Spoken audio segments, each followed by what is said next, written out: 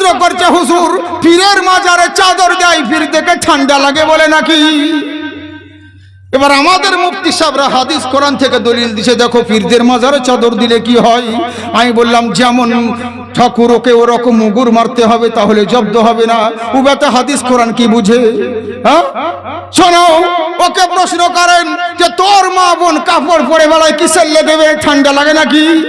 বলে না, ইজ্জত ঢাকার জন্যে তো পীরদের মাজারে চাদর দেয়, পীরদের আদব রক্ষা করার জন্যে, ঠান্ডার জন্যে নয়। দিলেও ভালো, না দিলেও ভালো, কোনো কিছু জরুরি নয়। অনেকজন বলে তাই নাকি? বললে হ্যাঁ। বলে নবীর নাম শুনে চুম্বন দিচ্ছ সাল্লাল্লাহু আলাইহি ওয়াসাল্লাম, তো কই আল্লাহর নাম শুনে চুম্বন দাও না কেন? হ্যাঁ, নবীর নাম শুনে চুম্বন দিচ্ছ আর আল্লাহর নাম শুনে দাও না, তাহলে আল্লাহকে ছোট করা হচ্ছে, ছোট করা হয় না? তাই বলছি। কিছু সাধারণ পাবলিক বলছে সত্যি তোরে ঠিকই তো বলছে, তারা নবীকে যতটা সম্মান করছে আল্লাহর ব্যাপারে তো ওরকম করে না। তখন এবার আমাদের মুফতি সাহেবরা দলিল দিচ্ছে হাদিস, বলে ও চলবে না, ও যেমন লোককে ওরকম উত্তর দাও। বলে আচ্ছা বলো তো দেখি, তোমার বাড়িতে যদি আমি যাই, আমাদের মুফতি সাহেব যদি তোমাদের বাড়িতে যাই, আর যাওয়ার পরে যদি তোমার একটা ছেলে থাকে, সেই ছেলেকে যদি মুফতি সাহেব চুম্বন দেয়, তুমি কি রাগ করবা? যে দেখো মুফতি সাহেব আমার বাড়িতে এসে আমার বেটাকে চুমা দিলে, আমাকে দিলে না, না তোমাকেও দিতে হবে? হ্যাঁ, বলে না, তুমি তো খুশি হবা, রাগ তো করবে না। বলে না, বলে তোমার খুশি হবে, অন্তর খুশি হবে, মন খুশি হবে।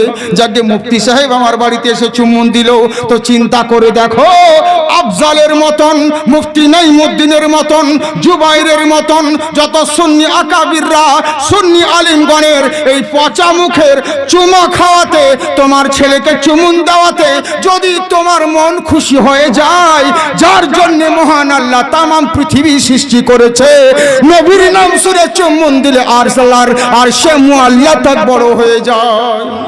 হ্যাঁ, আল্লাহর আরশে মুআল্লাতা খুশি হয়ে যায়। কিন্তু এই গাধাদেরকে বলবে কে? হ্যাঁ, কাকে বলবেন? দুঃখের কথা, সবই উল্টো পাল্টা। এতদিন এখানে নামাজ পড়ে এলাম নাভির নিচে, আজকে নতুন স্টাইল সৌদি আরব থেকে সোশ্যাল মিডিয়াতে বলছে, বুকে হাত বাঁধা শুরু করলো। বলে কেন রে? বলে নাভির নিচে এইটার থেকে এটা উঁচু জিনিস, এটাতে সব বেশি পাওয়া যাবে। বলে ঠিক আছে, তাহলে আরেকটু মাথায় উঁচুতে বাঁধ, আরো সব পাবি, কপালে বাঁধ। হ্যাঁ, হাইরে হাইরে কত নিয়ম। আবার নামাজের মধ্যে বাঁধরামু, এই যে এমনি এমনি। হ্যাঁ, হাইরে হাইরে হাইরে। আর জানেন তো জঙ্গিপুরে মুর্শিদাবাদ এক জায়গায় কি হয়েছে? এশার নামাজ পড়ছিল, বেচারীরা জামাত পায়নি, দুজন মিলে মসজিদে ঢুকেছে নামাজ পড়তে।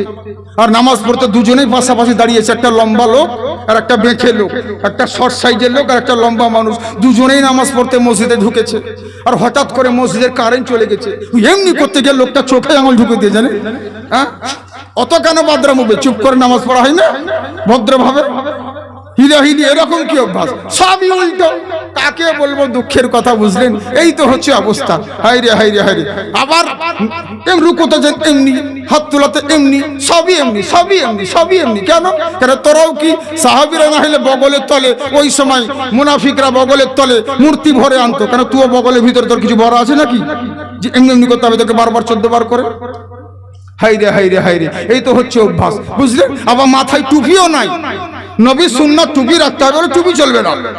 আবার টুপিটাকে নিয়ে 5 টাকার টুপি কিনে নিয়ে এসে সোশ্যাল মিডিয়াতে আগুন দিয়ে জ্বালিয়ে দিচ্ছে, দেখো টুপির দরকার নাই, টুপি মানা যাবে না, টুপি পরা যাবে না, টুপি চলতে হবে না, বুঝলেন? এই তো হচ্ছে ব্যাপার।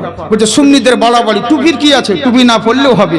জেনে রাখো, টুপি হলো নবীর সুন্নাত। তোমার যদি ইজ্জত আছে তো নবীর সুন্নাতের কারণে। আজ আমার মাথায় টুপি আছে বলে লোকে আমাকে সম্মান করে, হুজুর হুজুর বলে ভালো মন্দ খাবার দেয়। যখন এই টুপিটাকে লাথি মেরে ফেলে দিব, পাবলিক তখন আমাকে লাত মেরে স্টেজ থেকে নামিয়ে দিবে। তার মানে বোঝা গেল, ইজ্জত যদি পাওয়া যায় তো নবীর কারণে, আর যদি বেইজ্জত হতে হয় তো নবীর কারণে, বুঝলেন? সব বদৌলতে নবীর কারণে। কিন্তু না, এই গাধাদেরকে বলবো কি? কিন্তু এরা জানে না যে, শুনে রাখো এই টুপির দাম কতটা। সাহাবীদেরকে জিজ্ঞাসা করো, ওয়াহাবিরা বলতে পারবে না, কিন্তু সাহাবীকে জিজ্ঞাসা করো। হযরতে খালিদ সাইফুল্লাহ যুদ্ধের ময়দানে উনি করলেন কি? কাফের বেঈমান তার বুকের উপরে চেপে গেছে, আর মাথা থেকে ওনার টুপিটা খুলে দূরে পড়ে গেছে, দূরে পড়ে গিয়েছে। করলো তা কি? যখন দূরে পড়ে গিয়েছে ওনার টুপিটা, তখন আমার সাহাবী করলেন কি? ছুটে যাচ্ছেন, ছুটে চেষ্টা করছেন টুপিটাকে আনার, কিন্তু হাতে পাচ্ছে না, বুকের উপরে কাফের চেপে আছে। একজন মুসলমান সাহাবী উনি দেখতে পেলেন যে জেরেজ্জা খালিদ সাইফুল্লাহ টুপিটাকে নেওয়ার চেষ্টা করছে, কিন্তু পাচ্ছে না। উনি করলেন কি, তাড়াতাড়ি নেজাতে করে নিয়ে টুপিটা খালিদ সাইফুল্লাহর দিকে এগিয়ে দিলেন। উনি হাত বাড়িয়ে টুপিটাকে নিয়ে মাথায় পড়ে নিয়েছে। পরে নেওয়ার সঙ্গে সঙ্গে বুকের উপরে কাফের ছিল, একদম মানে সবকে ফেলে দিয়ে এক নয় দুই নয় 100টা কাফেরকে কতল করে জাহান্নামে পাঠিয়ে দিলেন।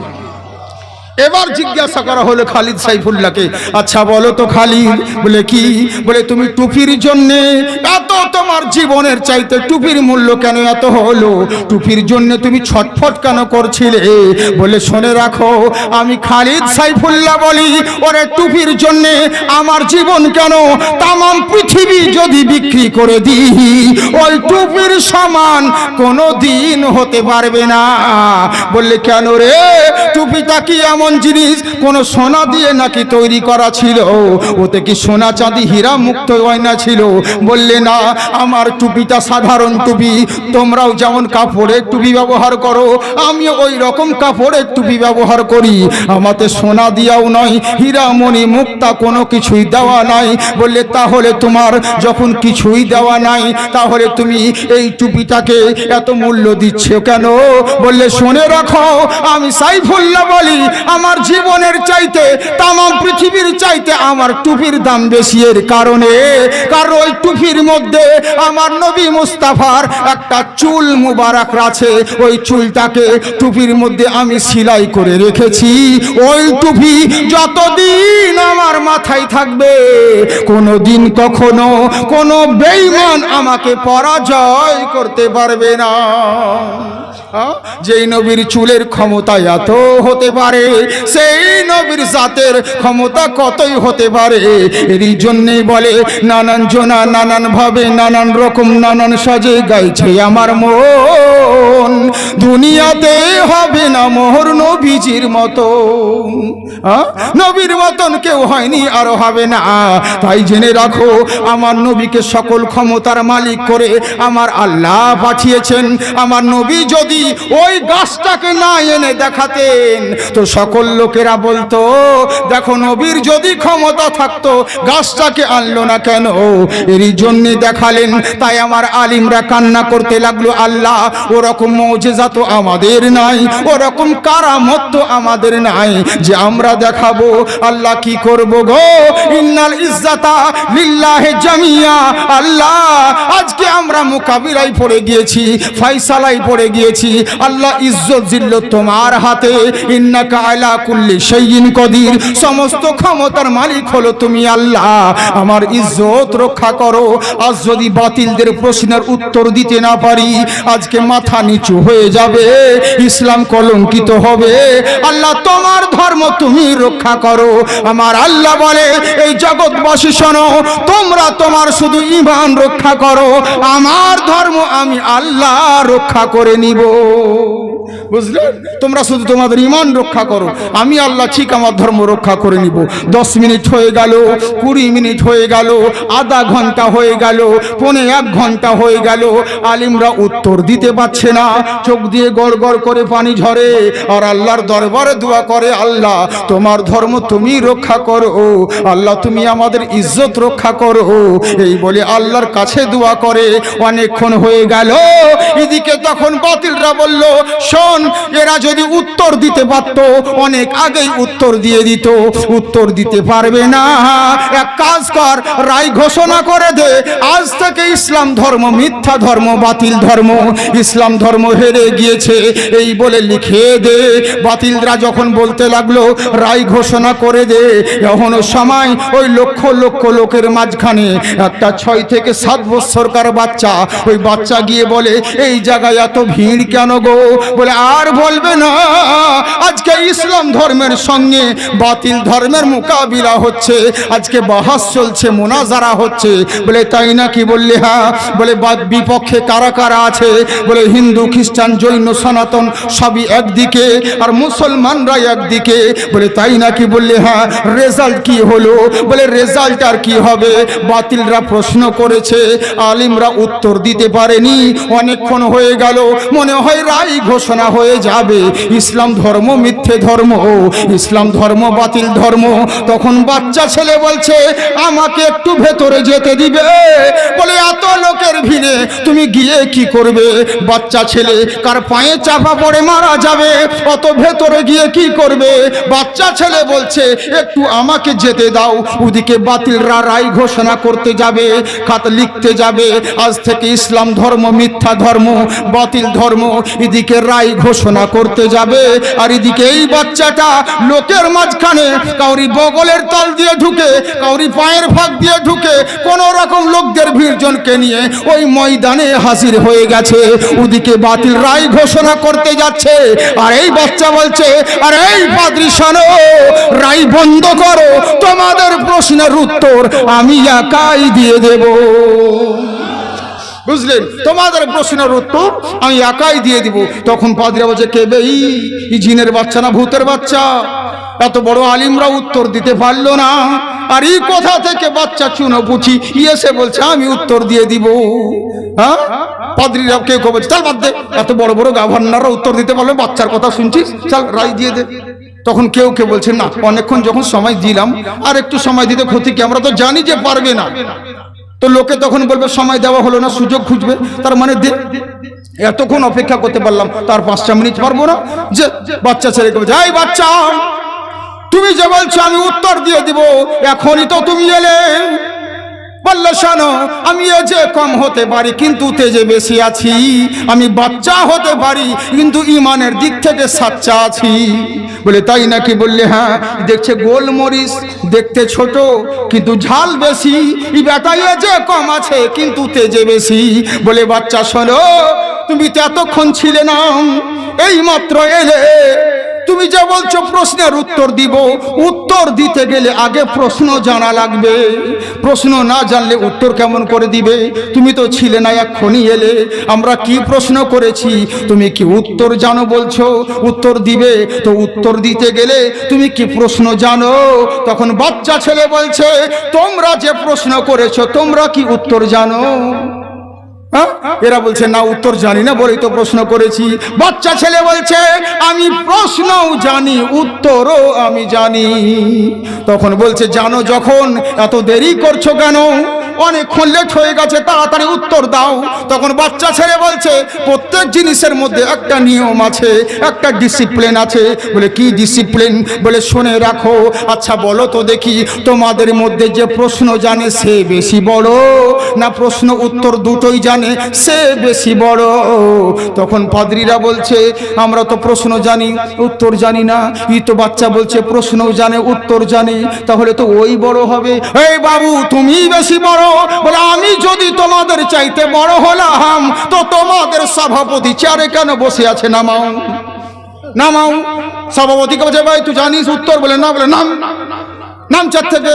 ওকে চেয়ার থেকে নামিয়ে দিল, আর এই বাচ্চা ছেলেকে কাঁধে করে উঠিয়ে সিংহাসনে বসিয়ে দিয়েছে। বসার সাথে সাথেই বাচ্চা বলছে তোমরা 5টা প্রশ্ন করেছো, প্রথম নম্বর প্রশ্নের উত্তর হলো এটাই, তোমরা জিজ্ঞাসা করেছিলে আমার আল্লাহ কি করতে পারে। আমার আল্লাহ এই মাত্র একটা বেঈমানকে বেইজ্জত করে চেয়ার থেকে নামিয়ে দিয়ে একজন ইমানদারকে সম্মানের সহিত আসনে বসিয়ে দিয়েছে। বুঝলে? অত ইজ্জ মান্তাসা অত জিল্ল মান্তাসা বিয়াদিকাল খায়র ইন্নাকা আলা কুল্লি শাইইন কদির। আমার আল্লাহ যাকে চাই তাকে ইজ্জত দান করেন, যাকে চাই তাকে জিল্লাত দান করেন। সকল ক্ষমতার মালিক হলো আমার আল্লাহ। এই মাত্র আমার আল্লাহ এই কাজটাই করে দেখালেন। যারা আলেম ছিল মাথা উঁচু করে দিল। কিন্তু এখনো 4টে প্রশ্ন আছে, শুনবেন না শেষ করে দেব? আমার কিন্তু টাইম শেষ। হ্যাঁ বলবো, সত্যি বলছে? এখনো কটা প্রশ্ন আছে? 4টে। 4 জন বান্দা 5000 করে মাদ্রাসার জন্য চাঁদা দেন। দেখি 5000 করে, বেশি নয়, মাত্র 4 জন। বারবার বিরক্ত করবো না আপনাদেরকে। খুব সুন্দর। আজকে আমি যে তাকরির করছি আসলে কেন জানেন তো বাবজি, আমার প্রোগ্রাম করা বেশি দিন হলো না, হয়তো মোটামুটি 4-5টা প্রোগ্রাম হবে অপারেশন করার পর। একবার সঙ্গে সঙ্গে মালদার দিকে ওইদিকে করেছিলাম, কালিয়াসের দিকে কোন জায়গায়, হ্যাঁ, আর তারপর আর এক জায়গায় কোথায় করলাম, এইভাবে 4-5টা জায়গা হবে, অত মনে নেই। তো এই জন্য একটু অসুবিধে হচ্ছে, বুঝলেন তো। অনেক দিন 8-9 মাস কোনো প্রোগ্রাম করি নাই। আমি অন্য তার্জে ওয়াজ করি, কিন্তু সব ওয়াজ তো একই সুরে হবে না, এক একটা ওয়াজ এক একটা তার্জ আছে। তো ওই জন্য আজকের তার্জ একটু আলাদাভাবে হচ্ছে। আবার যখন আল্লাহ সুযোগ দিবে আবার অন্য সময় অন্যরকম শোনাবো। আর ইন্টারনেটে তো শুনছেনই, বুঝলেন। আর আমি প্রোগ্রাম বেশি করি না, আমি লোভী মৌলবি বা পেশাওয়ার মৌলবি নয় যে জালসা করতে হয় ওরকম বক্তা আমি নই। মাঝে মধ্যে মন গেল করলাম, মন গেল করলাম না, হ্যাঁ, বুঝলেন তো। ইচ্ছার উপর নির্ভর করি। আবার আমার জালসা বেশি আপনাদের এইদিকেই বেশি হয়, এই মালদা ডিস্ট্রিক্টে, উত্তর দিনাজপুর এইদিকে একটু বেশি হয়। তাছাড়া অন্য জায়গায় সেরকম হয় না, খুব কম। লোকে বলে প্রত্যেক দিন আমাকে অনেক ঝিনা বলে, জাকির ভাই সব মৌলবীরা জালসা করে বেড়াচ্ছে, তুমি বাড়িতে বসে আছো কেন ভাই? আলে ভাই অতটা দরকার নাই ভাই, ইচ্ছে হলে গেলাম, না হলে হলাম। দিনের খিদমতের জন্য যদি কেউ করে বাড়িতে তাহলে যাব, আর যদি এমনি জালসা করে তাহলে তো পয়সা নিবই, বুঝলেন তো। এই হচ্ছে ব্যাপার। তারপরে জালাম সাহেব 1 2 3 4 5 সুবহানাল্লাহ, নারে তাকবীর, নারে রিসালাত। তারপরে জালাম ঠিকাদার ভাই বলুন জিন্দাবাদ। 5000 টাকা, সুবহানাল্লাহ। জানে একজন হয়েছে, মাশাআল্লাহ। আর 3 জন দিন তাড়াতাড়ি করে, আল্লাহ তুমি তার নেকদানকে কবুল করুক। অনেক দূর থেকে আসছি, মুসাফিরের দোয়া কবুল হবে, বুঝলেন তো, ইনশাআল্লাহ। যাই হোক, সোনামুখী আমার কলিজার টুকরা ভাইরা আমার, তাড়াতাড়ি করে আর 3 জন দিন 5000 করে টাকা, বেশি নয়, ইনশাআল্লাহ। আমরা নবীর আশিক, তাড়াতাড়ি করে দিন বাবজি সোনামুখী আমার। আল্লাহ আপনাদেরকে আবাদ রাখে, জিন্দাবাদ রাখুক, কোনো ব্যাপার নেই। জলদি করে আসুন ইনশাআল্লাহ, হ্যাঁ, তাড়াতাড়ি করে ইনশাআল্লাহ। একবার মোহাব্বতের সহিত দরুদের নাজরানা পড়েন, আল্লাহুম্মা।